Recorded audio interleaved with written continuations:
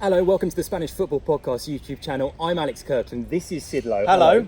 We're looking ahead to Matchday 2 in La Liga, which starts off on Friday night at a game that you're going to be at. It's a derby as well in Granada. And it's the return of Granada to the First Division, or at least the return at home of Granada to the First Division. Last week was fun.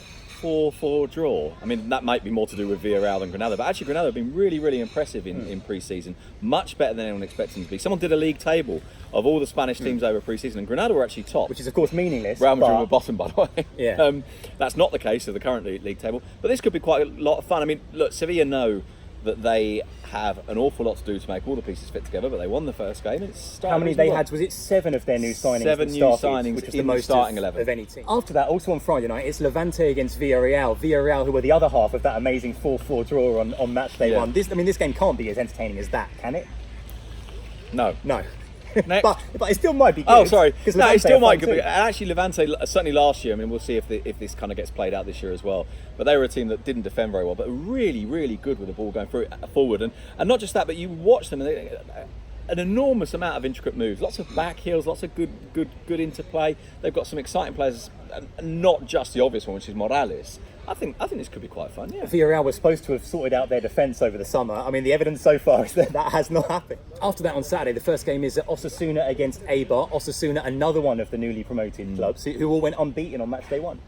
They were a little bit lucky though, weren't they, in that first game, and Phil was there to watch a game in which really and truly Leganes should have won 2-3, maybe even 4-0. Osasuna got a goal. Chimi Avila, of course, he scored 10 times last year. I genuinely hadn't realised it was that many. Heard someone say it a couple of days ago. Wow, okay, he's a really good sign. Yeah, normally, scorers of great goals don't score them with that maybe one or two a regularity, season. He got kind of 3 or 4 great goals and a whole load of other goals in a team like Huesca that actually the second half of the season were quite good, but really weren't good enough. Of course, went down, didn't create a huge amount of chances. So yeah, maybe things will be all right for us as soon as. After that, it's Real Madrid against Valladolid at the Bernabeu. You're going to be there, we think, if you can make it from the Bernabeu to the game later on. I think there's a very strong possibility that I'll be there for the first half of this. But as we were discussing off air, so if the first half turns out to be brilliant, maybe I'll stay a bit longer, because of course the problem is that La Liga's done what they nearly always seem to do: is 2 games in Madrid, they go back to back rather than with a gap in the middle to enable you from one to the other. But that's enough of my moaning. Yeah, Let's ask about Real Madrid. Real Madrid, they won their first game of the season away at Balaidos. Yep. Is that crisis over?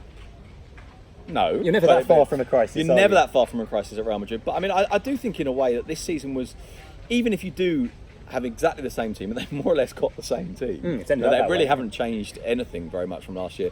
But just the fact that you get a clean slate, so you start again, the fact that you've got a different manager, the fact that last year's experience, I think, changes the way that players mentally approach the season, the realisation that you can't do some of the things again. We said all the way through last season, a post-World Cup year is always strange, particularly for players who have an unexpectedly good World Cup. Now, Modric is the clearest example of that, or an unexpectedly bad one. And Toni Kroos is the unexpected example of that. And I think that can have an impact.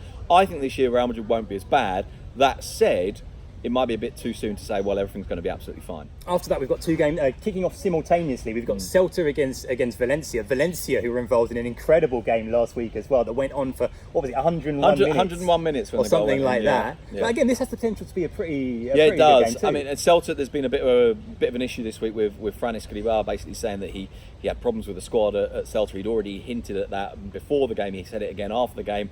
The sporting director has come out and said he's wrong. Not too happy. Aspas has come out and also said he's wrong. So I suspect there might be storm brewing in Galicia. Who'd have thought it? Could Escribá be the first managerial casualty of the season? What do you reckon? I don't think it's impossible. I think that's not a bad shout. At the same time as that, we've got the game that you're going to be on your way to from the Bernabeu, involving Getafe. Getafe, who didn't start brilliantly against Atletico, but the last 15-20 minutes actually played quite well. We know, of course, they massively overachieved last year. They've added to the squad without really signing a player where you think, okay, this dramatically changes the setup of the starting 11. Against Atletico Madrid, they played 6 defenders. They played Damian Suarez for fullback in midfield. I think they'll be a bit more expansive against Atletico. And Atletico, of course, who have not only Iñaki Williams, but they always did, but in his last season, Aduriz, scorer of the goal of the season already. On Sunday, we start off with the Alaves against Espanyol. That's the 5 o'clock kickoff. Espanyol already maybe starting to struggle with this balancing act that teams have to do of La Liga and the Europa League. Yeah, by the time you watch this video, they'll have played another Europa League game. They're in that position that Sevilla were in last year. I think they don't have the strength in depth that Sevilla had, so in theory at least it'll be more problematic. And of course there's been suggestions this week that Real Madrid might be interested in Marc Roca, which by the way I think would be a very interesting signing for them. Disastrous for Espanyol, maybe their most important player now that Borja Iglesias is gone. Also at 5 o'clock on Sunday, we've got Mallorca against Real Sociedad. You enjoyed your trip to Mallorca very, very much. You can't be there every weekend, sadly. No, although I was tempted to go to this one. They're starting with a big run at home because then week 4 they're at home as well. So 3 of the first 4 weeks because you've got a few teams who asked not to be at home, which means that other teams do have to be at home. That's really kind of slightly imbalanced the fixture list. I didn't get to enjoy it properly last time. I didn't have time to go out, didn't have time to eat, didn't have time really to see the island. But Mallorca, it was a very, very good start from them, and it's true that I think in the second half they lost control a little bit, but the first half was impressive. They created quite a lot of chances. They will bring in new signings. They want 4 more. It looks like Kubo might be the first of those. I think probably not in time for this weekend, but yeah, I mean it's been a really good start for the free promoted teams, but it is only 1 week. Let's not get carried away just yet. After that, 7 o'clock at Butaque, you and I are both going to be there to see Leganes against Atletico. We saw Atletico play in the flesh last week as well. We got excited about João Felix, especially with that one incredible run in the second half. In truth, that was sort of the only thing he did. I mean, it wasn't. Oh, and he went off with a knock as well, but he's okay. He's okay. He's fine. It doesn't seem like a big deal. He didn't do a huge amount else. We saw elements of the new Atletico. We saw the 2 fullbacks very, very high. We saw them very involved until, of course, Lodi got red card and yellow card. Trippier getting lots of kind of rave reviews throughout this week. He's got a glove on his foot.